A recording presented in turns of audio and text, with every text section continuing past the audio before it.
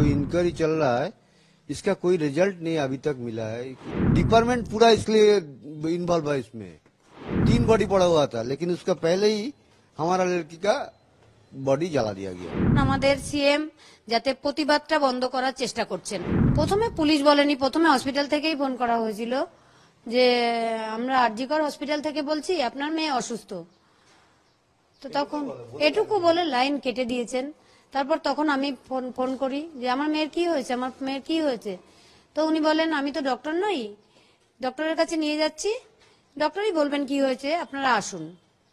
তখন আমরা এসে আমাদের ড্রাইভারকে নিয়ে যখন যাচ্ছি তখন উনি বললেন, আবার ফোন করলাম, তখন উনি বললেন আপনারা কি আসছেন, আমি মানে উনি কে ছিলেন, আমি অ্যাসিস্ট্যান্ট সুপার বলছি, আপনার মেয়ে সুইসাইড করেছে। শুক্রবার 10:53 তখন ফোন আসে প্রথম। আমরা সাথে সাথেই পৌঁছেছি, গাড়ি নিয়ে যতটা টাইম লাগে। তারপর আমাদের বসিয়ে রেখেছে, দেখতে দেয়নি। তারপর ডিপার্টমেন্টে বসে রয়েছি, 3টের সময় আমাদের দেখতে দিয়েছে। প্যান্ট ট্যান্ট গুলো সব খোলা ফেলা ছিল, গায়ে শুধু একটা জামা ছিল, চাদর দিয়ে মোড়ানো ছিল, হাতটা এরকম ভাঙা ছিল, এখানে চোখ দিয়ে রক্ত পড়ছিল, মুখ দিয়ে রক্ত পড়ছিল। না আমি বলেছি আমার মেয়ের এই অবস্থা দেখে কেউ বলবে না সুইসাইড করেছে, মানে তাকে দেখলেই বোঝা যাচ্ছে কেউ তাকে খুন করে ফেলেছে। তখন তো আমি বলেছি আমার মেয়েটাকে অনেক কষ্ট করে ডাক্তার বানিয়েছিলাম, এরা আমার মেয়েকে খুন করে ফেলেছে, আমি তখন বলে দিয়েছি। না মানসিক একটা প্রেশার ছিল, কাজের প্রেশার ছিল, কিন্তু কোনোদিন এরকম বলেনি। বলেছিলেন আপনার বাড়ি যাব, সবকিছু ঠিক হবে, দোষীদের তাড়াতাড়ি ধরে ফেলবো। কিছুই তো দেখতে পেলাম না যে এখনো পর্যন্ত কেউ ধরা পড়লো, কোনো ক্লু পেলো।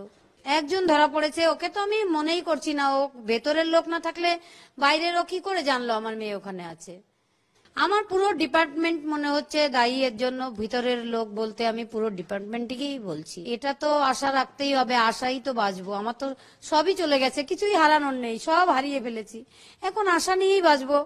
একটু ভালো কাজ করেনি, এমনকি এখন আমাদের সিএম যাতে প্রতিবাদটা বন্ধ করার চেষ্টা করছেন। আমার মনে হচ্ছে আজকে 144 ধারা জারি করে দিয়েছেন এখানে, যাতে মানুষ প্রতিবাদ করতে না পারে। উনি আমাদের সঙ্গে কোনো সহযোগিতা করেননি, বরং কেসটা পুরো যাতে তাড়াতাড়ি করে মিটিয়ে দেওয়া যায় সেই চেষ্টাই করছিলেন। যেরকম তাড়াতাড়ি পোস্টমর্টম হয়ে যাবে, তাড়াতাড়ি বডি নিয়ে পুড়িয়ে দেবেন, এরকম চেষ্টা করছিলেন। जो इंक्वायरी चल रहा है इसका कोई रिजल्ट नहीं अभी तक मिला है, इसके लिए आशा करने के बाद हम क्या कर सकते हैं। संदीप घोष, हाँ, पहले ही दिन आप उनसे मिले थे, जिस दिन नहीं हमसे बात नहीं हुआ, उसके कोई बात नहीं। उन्होंने जरूरत पड़ा कोई सिग्नेचर विग्नेचर का, उन्होंने बोला हम उनको हमारा ऑफिस में आने के लिए बोलो। उनका रवैया कैसे था घटना वाले दिन? एकदम हम लोग का डिपार्टमेंट का कोई नहीं और कॉलेज का कोई हमारा साथ कोऑपरेट नहीं किया, पहले से तो हम ये बोल रहा है। यही तो दिक्कत है हम लोगों का, जो डिपार्टमेंट पूरा इसलिए इन्वॉल्व है इसमें। अब क्या ऐसा हुआ था कभी कि आपकी बेटी ने कॉल करके बताया हो कि अस्पताल में कुछ ऐसी गतिविधियां हो रही हैं या कुछ ऐसा बात? नहीं, वो ये सब नहीं बोलते थे। वो बापी को कोई टेंशन आए, बापी माँ को कोई टेंशन आए, ये सब बात घर में कभी नहीं बोलते थे। आप लोग इनसाइडर की बात कर रहे हैं, वो किसके ऊपर आप लोगों का शक है? पर्सनली तो कोई डिपार्टमेंट पूरा कोई ना कोई है, डिपार्टमेंट का कोई ना कोई इसका साथ इन्वॉल्व है। प्रिंसिपल को की भूमिका को लेकर क्या बोलेंगे इसके? प्रिंसिपल तो हम तो क्या बोला, हम उसको जरूरत पड़ा, उन्होंने बोलता है उसको हम लोग हमारा ऑफिस में बुलाओ, हम नहीं जा सकते। बाद में उन्होंने आया था लेकिन हम लोगों से बात नहीं किया। और सीपी थोड़ा हमको क्या बोले मलहम लगाना जो है ना, वैसे ही कर रहा था। अगले दिन तो कोलकाता पुलिस के ऑफिसर भी आपसे मिलने आए थे। हाँ, वो उन्होंने क्या आश्वासन दिया था? उन्होंने भी आश्वासन देके चला गया, लेकिन हम लोग को देखा जो आश्वासन उन्होंने दे रहा है वो हम लोग ठीक नहीं लगा, इसलिए सीबीआई के पास गया। अंतिम संस्कार की जो बात आ रही है हाँ। कि जबरन करवाया गया, क्या ऐसा है कि आप लोग नहीं चाहते थे तुरंत अंतिम संस्कार हो और करवा दिया गया? तो जो क्रिमिनेशन घाट का बारे में बोलता है, श्मशान घाट के बारे में, उधर 3 बॉडी पड़ा हुआ था लेकिन उसका पहले ही हमारा लड़की का बॉडी जला दिया गया। क्यों, क्या वजह थी ऐसी? आप लोगों ने मना नहीं किया, आप लोग भी तो थे वहाँ पे। नहीं, इसमें तो क्या उस टाइम में तो हम लोग तो क्या बोले, हम लोग तो पूरा चूर चूर हो गया।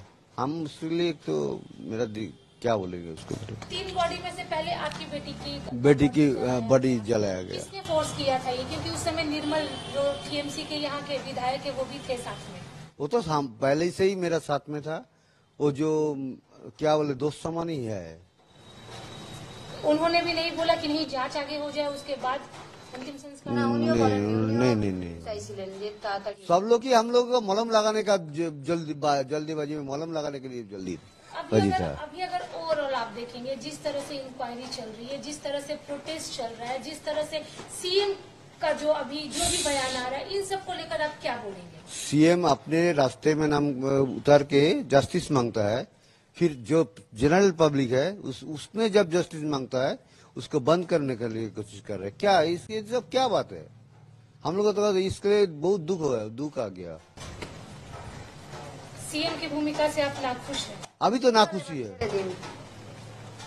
एक और बात, जैसे बोला जा रहा था कि राज्य सरकार की तरफ से कंपनसेशन देने की बात आ रही थी। हाँ बात वो बोला है। हम लोग पहले से जब पहला बोला हम ना कर दिया है। हम नहीं इसको तो नहीं बोला है उन्होंने। हम तो जब कंपनसेशन के बारे में बोला है, हम लोग दोषी का सजा मिलने के बाद जाएंगे आपका पास और कंपनसेशन के बारे में उस टाइम में बात होगा। और 20 में एक आर्टिकल में 7 से गिर कर हम लोग को मालूम नहीं है। अभी आप लोगों की आखिरी डिमांड जस्टिस, एक जस्टिस ही है। राज्य सरकार की क्या है? वही जस्टिस देने का मदद करे। सर आप संदेह जता रहे थे जहाँ पे बॉडी था वहाँ पे शायद आप लोगों को दिखाने के लिए जो इंसिडेंट हुआ अलग जगह जो हो सकता है क्या देखा आपने? क्या ये तो नहीं, इसके बारे में तो हम नहीं जानते ना। আপনাদের মাধ্যমে আমি সমস্ত বিশ্ববাসীকে একটা বার্তা দিতে চাই। আমরা সন্তানহারা বাবা মা দুজনেই মিলে, আমরা সদ্য সন্তানহারা বাবা মা, আমাদের সমস্ত বিশ্ববাসী এবং রাজ্যবাসী, দেশবাসী আর উপরে বিশ্ববাসীকে এই আবেদন জানাচ্ছি, তারা যেভাবে আমাদের পাশে দাঁড়িয়েছে তাতে আমাদের অন্তরের কৃতজ্ঞতা জানাই এবং আমার মেয়ের দোষীদের শাস্তি না হওয়া পর্যন্ত তারা যেন সবসময় আমাদের পাশে থাকে এই আবেদন জানাতে চাই। আর কোনো মা যেন আমার মতো সন্তান হারা না হয়। মেয়েকে মানুষ করে আজকে যেন হারিয়ে না ফেলতে হয়। 62 বছর ধরে যেটা করেছি এরকম ভাবে যেন কাউকে এরকম জলে ভাসিয়ে দিয়ে দিতে হয়। আপনারা শুনুন, আচ্ছা আরজি করে নির্যাতিতার পিতা মাতার সেই করুণ কাহিনী। আপনারা ভাবুন এবং প্রশ্ন করুন আপনার বিবেককে। এই যে আন্দোলনগুলো হচ্ছে, এই আন্দোলনগুলোকে আপনারা নৈতিক সমর্থন করবেন না নির্যাতিতার বিচারের জন্য? নির্যাতন কে করলো? নির্যাতনের শিকার হয়েছে। ভাবুন